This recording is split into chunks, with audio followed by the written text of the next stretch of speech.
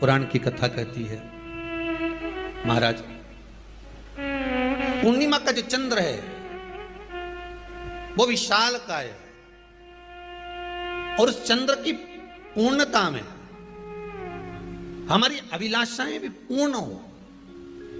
आप आस्था चैनल के माध्यम से जितने लोग कथा सुन रहे हैं, फेसबुक यूट्यूब पर जितने कथा सुन रहे हैं और कुबेरेश्वर धाम में जितने कथा सुन रहे हैं, आप में से कितने लोग हैं जो पूर्णिमा का व्रत करते हैं? जो माताएं करती हो जरा हाथ उठाइए। पूर्णिमा का व्रत जो करते हो ना आप लोग, रखिए हाथ। अब पूर्णिमा के व्रत में आपने कई बार किताब पढ़ी होगी पूर्णिमा की, या आपने व्रत किया होगा, या पूर्णिमा का व्रत आप धारण करे होगे, तो उसमें पूजन कौन से भगवान की होती है? पूर्णिमा के व्रत में किस भगवान की पूजन होती है? तो कहा पूर्णिमा के व्रत में केले के खंभ लगाकर पूर्णिमा का जो अध्यापन होता है, पूर्णिमा की जो पूजन होती है, उस पूजन में शंकर और पार्वती की पूजन की जाती है, शिव और नारायण की पूजन करी जाती है, शंकर और पार्वती का स्मरण किया जाता है। किसकी पूजन होती है? शिव पार्वती। क्यों शंकर और पार्वती का पूजन क्यों करा जाता है पूर्णिमा के व्रत में? क्योंकि शिव और माता पार्वती ही केवल एक ऐसे हैं जिन्होंने अपूर्ण लक्ष्मी को भी पूर्ण बना दिया था। अपूर्ण लक्ष्मी को भी पूर्ण बना दिया था। किसको पूर्ण बनाया है? लक्ष्मी। पूर्णिमा के दिन अगर आप शंकर भगवान को एक लोटा पानी अगर शिव को समर्पित कर रहे हो, श्वेत पुष्प को रख कर शंकर जी के ऊपर सफेद फूल को चढ़ाकर अगर एक लोटा जल भी, एक पात्र जल भी शंकर को समर्पित कर रहे हो, तो ये लक्ष्मी के लिए ही तो कर रहे हो। और कौन सी लक्ष्मी? पूर्ण लक्ष्मी। पूर्ण लक्ष्मी। आपको पहले भी कथा में कहा, एक बार भगवान विष्णु के सामने लक्ष्मी मैया ने बहुत तेज स्वर में कह दिया था, नारायण, दुनिया के लोग आपका नाम जपते हैं, दुनिया के लोग नारायण नारायण कहते हैं, दुनिया के लोग आपका भजन करते हैं, पर सत्य मायने में कहूं ना तो मेरे बिना दुनिया के लोगों की नहीं चल सकती। मेरे बिना दुनिया नहीं चल सकती, संसार मेरे बिना नहीं चल सकता। भगवान विष्णु ने कहा, यह तो गलत है लक्ष्मी आपका कहना।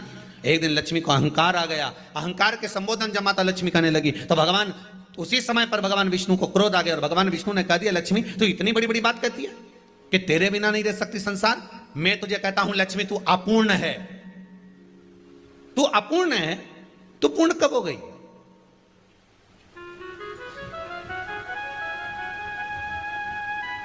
तेरी पूर्णता कहां हो गई? लक्ष्मी की आंख से आंसू बहने लगे। आज आपने मुझे अपूर्ण कहा है। आपको मालूम है आप मुझे अपूर्ण कह रहे हो? आपको ये ज्ञात हो रहा है आप मुझे अपूर्ण कह रहे हो? भगवान कहते हैं, हाँ लक्ष्मी, मैंने तुझे अपूर्ण कहा है। अपूर्णता का मतलब आप जानते हो ना? भगवान कहते हैं, लक्ष्मी मैं सब जानता हूं। लक्ष्मी रोती हुई माता सरस्वती के पास पहुंच गई। सरस्वती ने पूछा, क्या बात है लक्ष्मी, क्यों रो रही हो? लक्ष्मी जी ने कहा, क्या बताऊं सखी, मेरे पति ने आज मुझे अपूर्ण कह दिया है। तो क्यों रो रही है तू? अपूर्ण अगर कह दिया, पति ने ही तो कहा है ना, तो क्यों रोना? चल मेरे साथ में। और सरस्वती मैया माता लक्ष्मी को लेकर सीधे पहुंच गई माता पार्वती के यहां। माता पार्वती के यहां जब पहुंची है, माता पार्वती ने लक्ष्मी जी को देखा और सरस्वती को देखा तो पूछा कि बात क्या है, क्या हो गया ऐसा, क्या हुआ, क्या है ऐसा जो तुम दोनों आज मेरे पास में आई? क्या हुआ? पार्वती जी कुछ बोलती, शिव जी का ध्यान माता सरस्वती की ओर और लक्ष्मी की ओर गया और भगवान शंकर जान गए कि आज भगवान नारायण ने लक्ष्मी जी को अपूर्ण कहा है। अब देखें माता पार्वती क्या कर सकती है, इसको पूर्ण बनाने के लिए करेगी क्या? क्या हुआ? माता सरस्वती जी बोली, लक्ष्मी को अपूर्ण कह दिया। अपूर्ण कह दिया? हाँ, तो क्या सोचना उसके लिए, इसको मैं अभी पूर्ण बना देती हूं। माता जगतजननी पार्वती ने गोदी में विराजमान गणेश जी को उठाया और उठाकर लक्ष्मी जी की गोद में दे दिया। ले लक्ष्मी, आज से तू पूर्ण हो गई। लक्ष्मी, आज से तू पूर्ण है। गोदी में जब तक संतान नहीं है तो नारी को लोग अपूर्ण समझते हैं, पर माता पार्वती जी ने संपूर्ण ब्रह्मांड में एक सिद्धता प्रदान कर दी कि अपने गोदी के लाल को, अपने गोदी के पुत्र को माता ने लक्ष्मी की गोद में देकर लक्ष्मी को पूर्ण बना दिया। वो दिन कौन सा था? पूर्णिमा का दिन लक्ष्मी को पूर्ण करने का दिन, पूर्ण करने का। केवल अमृत ही नहीं बरसता, पूर्णिमा के दिन लक्ष्मी भी बरसती है। पूर्णिमा के कितने व्रत होते हैं? बोलते जाओ, जरा जल्दी जल्दी बोलो। पूर्णिमा के नारियों को, स्त्रियों को अखंड सौभाग्य के लिए, जो नारी वैधव्य नहीं होना चाहती है उस नारी को पूर्णिमा के कितने व्रत करना चाहिए? जिस नारी के यहाँ संतान नहीं हो, औलाद नहीं हो, उसको पूर्णिमा के कितने व्रत करना चाहिए? जिस नारी का पुत्र, पति बहुत बीमारी से ग्रसित हो, लग रहा हो कि ये मेरा बेटा बहुत बड़ी बीमारी में घिरा हुआ है, तो नारी को कितने व्रत करना चाहिए? स्वयं भगवान कृष्ण ने माता यशोदा को द्वापर में भी बताया है कि पूर्णिमा के 32 व्रत होते हैं। कितने व्रत होते हैं? 32। हम भगवान कृष्ण यशोदा रानी को, माता यशोदा जी को भी बता रहे हैं 32 व्रत। अब आपको किसी ने बता दिया होगा कि 8 कर लो, 7 कर लो, 6 कर लो, 12 कर लो, इसलिए आपने बोला कि 12 कर लीजिए, 32 कर लीजिए। अरे यहां तो द्वापर की कथा भी कहती है। यशोदा जी ने एक बार भगवान कृष्ण को रोक कर कह दिया, ए कन्हैया रुको। कन्हैया बोले, बोलो माँ क्या बात है? कन्हैया जरा रुकिए, इधर आओ जरा। भगवान कृष्ण आए। हाँ माँ बोलिए। जगह का प्रसंग है ये, जिस समय पर राधा रानी कुरुक्षेत्र में नंद बाबा और यशोदा जी को लेकर कुरुक्षेत्र के कुंड में, ब्रह्म सरोवर में स्नान कराने के लिए लेकर जाती है ग्रहण का समय पर।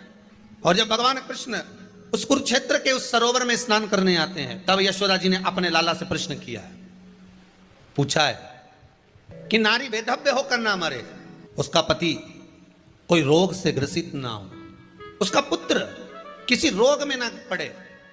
कितना सुंदर संवाद लिखा है। अगर किसी माता का पुत्र मान लो किसी नशे में डूबा हुआ है, कोई नशा कर रहा है और गलत नशा है, आपको लग रहा है कि ये नशे में डूबा हुआ है, आपको लग रहा है कि ये गलत जगह पर डूब गया है, आपको लग रहा है कि मदिरापान में, मांसाहार में या अधिक अधिक गांजा आदि का जो भी नशे होते हैं, जितने भी नशे, उसमें डूब चुका है। और माँ उसको समझा रही है, तू नशे में मत डूब, तू इस काम को मत कर, तू ये गलत कर्म मत कर। माँ उसको समझा कर हार गई। तो मेरा माताओं से निवेदन है, आप उसको समझाना बंद कर दो, एक काम करना प्रारंभ कर दीजिए। हमें जो शिव महापुराण के माध्यम से शास्त्र कह रहा है कि आप 32 पूर्णिमा के व्रत प्रारंभ कर दो। उसमें करना क्या है आपको? केवल जिस दिन व्रत रहे, रात्रि के समय पर कोई भी मीठा, कुछ भी सामग्री आप चंद्र की रोशनी में, चंद्र को अर्घ देने के बाद, पूजन करने के बाद उसको रखो, और वही सामग्री जो नशा कर रहा है उसको पूर्णिमा के दूसरे दिन उसको खिलाओ। आप धीरे धीरे खिलाना चालू करेंगे, जिस नशे में वो डूबा हुआ उस नशे से वो छूटना प्रारंभ हो जाएगा। 2 पूर्णिमा व्रत करके तो देखो, तीसरे में तुम्हें जरूरत ही नहीं, धीरे धीरे आप वो छूटना प्रारंभ हो जाएगा। स्वयं भगवान कर रहे हैं। यशोदा मैया ने कन्हैया को रोक लिया कुरुक्षेत्र के उस मैदान में,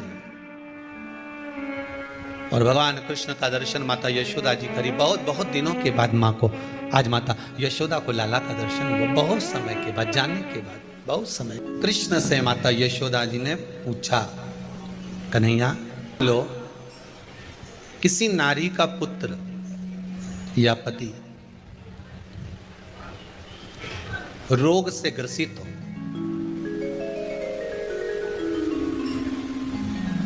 उसके पति की या पुत्र की आयु थोड़ी सी हो,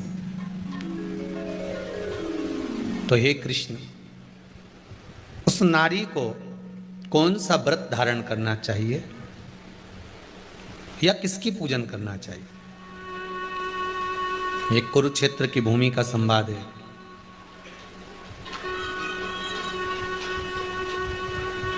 भगवान कह रहे हैं, मां, अगर नारी अपने पुत्र और अपने पति के लिए, उसकी उम्र की वृद्धि के लिए, रोग मुक्ति के लिए, विश्व के ताप को कम करने वाले चंद्रदेव की आराधना पूर्णिमा के व्रत को धारण करती है, तो नारी उस व्रत के प्रभाव से अपने पुत्र और पति की बीमारी को, रोग को हर लेती है।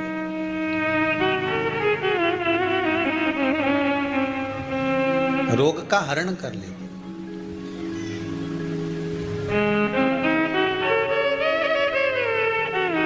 महाराज, जो बच्चा बुद्धि से विकलांग हो, विद्या में कमजोर हो, परीक्षा हॉल में पेपर देते समय भूल जाता हो, वे एक काम ना करता हो, निवेदन है किसी भी पूर्णिमा की रात्रि को 12 बजे गाय के, गौ माता देसी गाय के जो 4 थन होते हैं, उन 4 थन में से जो आगे के थन होते हैं, 2 पीछे की ओर होते हैं, 2 आगे की ओर होते हैं, तो जो आगे के 2 थन हैं उस थन का दूध निकलवा लिया जाए और उस दूध का कोई भी मीठा पदार्थ बनाओ तो ठीक है, ना बनाओ तो उसी दूध में शक्कर मिलाकर पूर्णिमा की रात्रि को, जो विवेक से कमजोर हो, बुद्धि से कमजोर हो, या याद करा हुआ सब भूल जाते हो, या आपके लिए भी है कोई चीज रखते हो भूल जाते हो, विवेक याद नहीं रहता, बुद्धि में इतना प्रबल बल नहीं आ पाता, याददाश्त कमजोर होती चली जा रही, तो किसी भी पूर्णिमा की रात्रि को 12 बजे गाय के आगे के 2 थन का दूध, उसमें कोई पदार्थ, शक्कर, गुड़ कुछ में मिलाकर भगवान के चंद्रदेव की साक्षी में उसको पिला दिया जाए। महाराज, बार बार पिलाने की जरूरत ही नहीं पड़ेगी, एक ही बार में काम कर जाएगा और विवेक पूर्ण तरह से कार्य कर लेगा। इसी गाय के आगे के 2 थन का दूध बड़ा प्रबल होता है। पूर्णिमा की रात्रि को 12 बजे उसका प्रयोग किया जाए। दूध को निकाल लो शाम के समय, रात्रि के समय ग्वाले से कहकर, जिसके यहाँ पर देसी गाय हो वहां निकलवा कर उसको रखा जाए, उसका पान करा जाए। रोग बीमारी में प्रबलता, तो मां यशोदा जी जग कल्याण के लिए पूछ रही है। जब देवता 33 कोटि देवता उस चंद्र के इंतजार में रहते हैं कि ये चंद्र प्रबल होगा, तब जाकर ये चंद्र यहां पहुंचेगा, तब जाकर हम मंथन करेंगे, तब जाकर वो अमृत मिलेगा, और उस अमृत को देवता धारण करेंगे तो वो आनंद पा जाएंगे। हम क्यों एक एक पूर्णिमा छोड़ें? एक एक पूर्णिमा के महत्व को जानिए। कोई पूर्णिमा साधारण नहीं है, कोई प्रदोष साधारण नहीं है, कोई शिवरात्रि साधारण नहीं है। 12 महीने शिवरात्रि पड़ती है, 12 महीने में प्रदोष पड़ते हैं, तो महत्व ही नहीं जान पाते। कौन से प्रदोष पर क्या करना है, कौन सी पूर्णिमा को क्या धारण करना है, कौन सी शिवरात्रि पर। कई लोगों को तो यहां तक नहीं मालूम था कि भाई श्रावण के महीने में भी शिवरात्रि आती है। वो तो बस लोगों के कि शिवरात्रि का पूजन हुआ, तो उसका स्मरण क्यों छोड़े हम?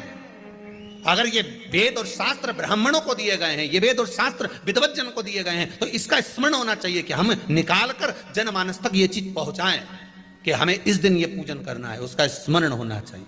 भगवान कृष्ण से यशोदा जी ने पूछा तो भगवान कृष्ण ने कहा, मां, पूर्णिमा का व्रत अगर नारी 32 पूर्णिमा धारण कर लेती है तो वो नारी वेदव्य होकर नहीं जाती।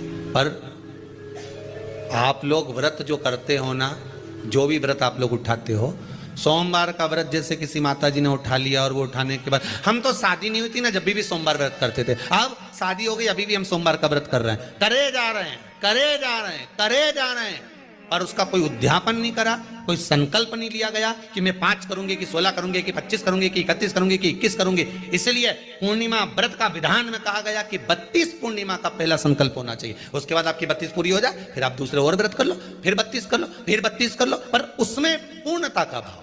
अभी तक किसी के सोमवार और गुरुवार और शुक्रवार के व्रत ही पूर्ण नहीं हुआ, अभी तक चल रहा है, अभी तक चल रहा है। हम तो सोमवार का व्रत करते हैं, हम तो शनिवार करते हैं, अब शनिवार करते करते 4 साल हो गए, 6 साल हो गए, 5 साल हो गए।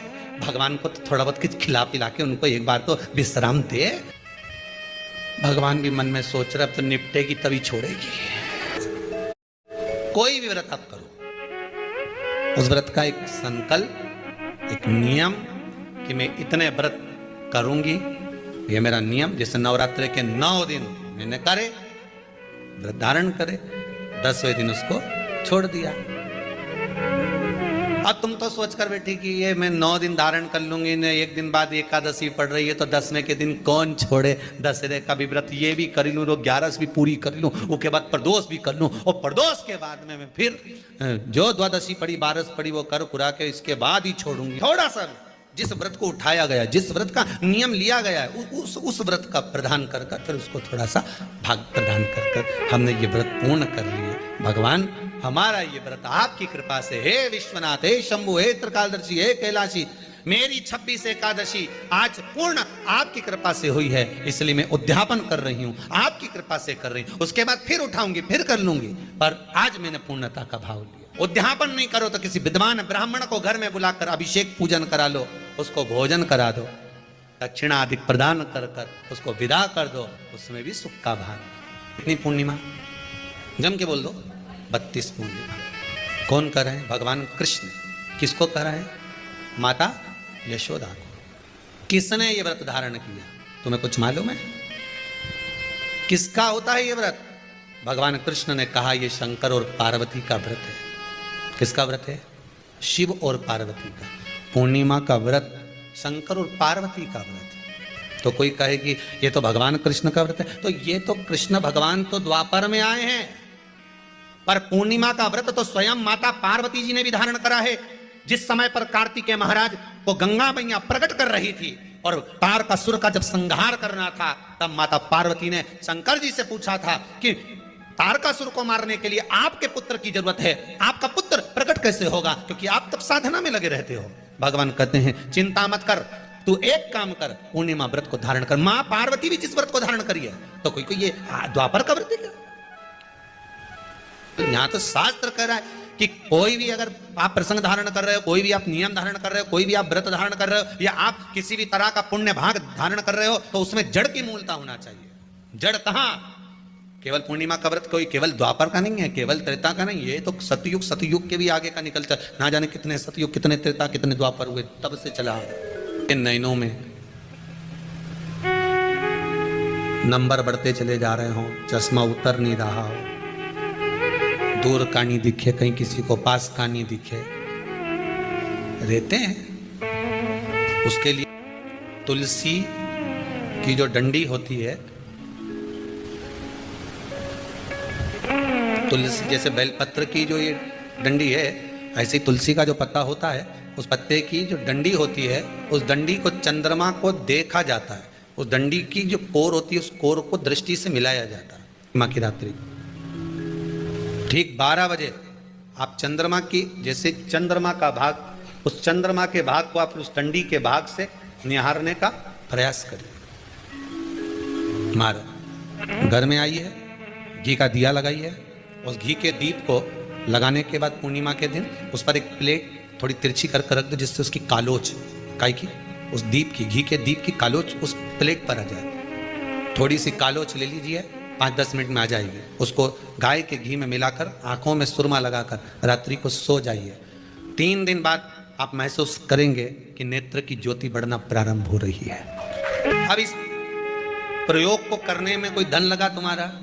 अरे बोलो तो सही, कोई दौलत लगी तुम्हारी, कोई संपदा, या फिर तुमने सियोर वाला महाराज के लाके खूब बटोर के दे दिया, कुछ लगा? नहीं। तुम करोगे, लाभ तुम्हें मिलेगा।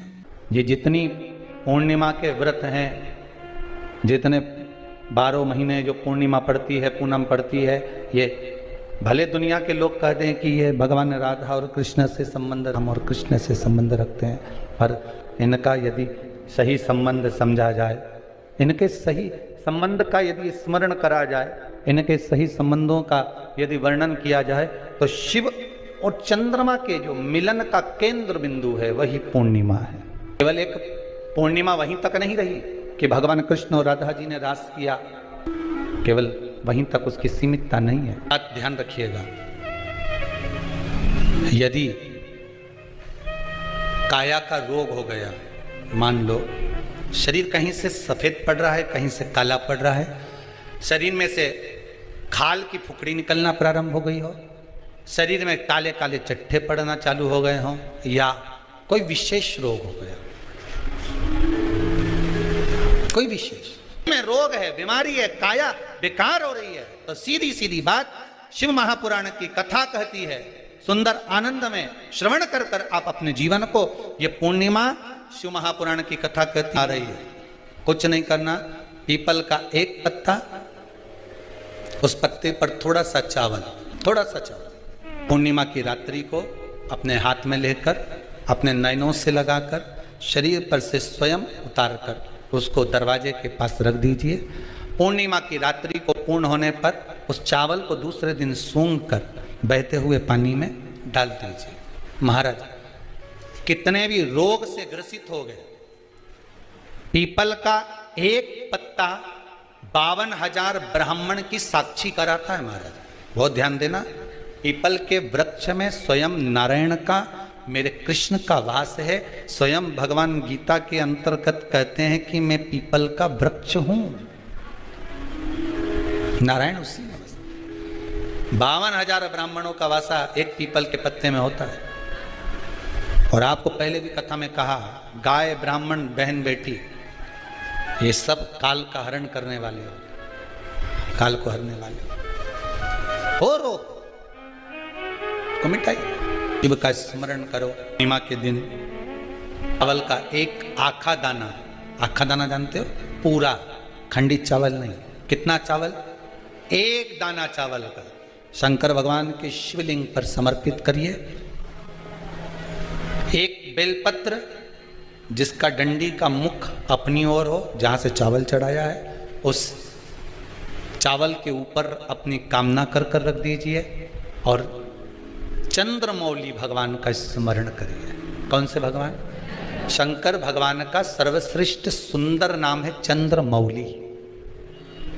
चंद्रमौली भगवान का स्मरण करिए, अपनी कामना कर कर बेलपत्र समर्पित कर कर शिव जी पर एक लोटा पानी, एक जल पात्र समर्पित करो, कलश से जल चढ़ा दीजिए, नैनों में वो जल लगाकर अपनी कामना कर कर वापिस घर को आइए। आएगी जो कामना करी है मेरा चंद्रमौली भोलेनाथ उसे पूर्ण कर ही देगा। शिव उपासना के लिए जितनी 12 महीने में पूर्णिमा पड़ती है, एक एक पूर्णिमा का व्याख्यान वर्णन करेंगे। आज तो कथा का महत्तम दिवस है, पहला दिवस है, तो हम उसको महत्व समझें कि पूर्णिमा का महत्व क्या है, हम उसका महत्व समझें कि शंकर और चंद्र का रिश्ता क्या है, संबंध क्या है।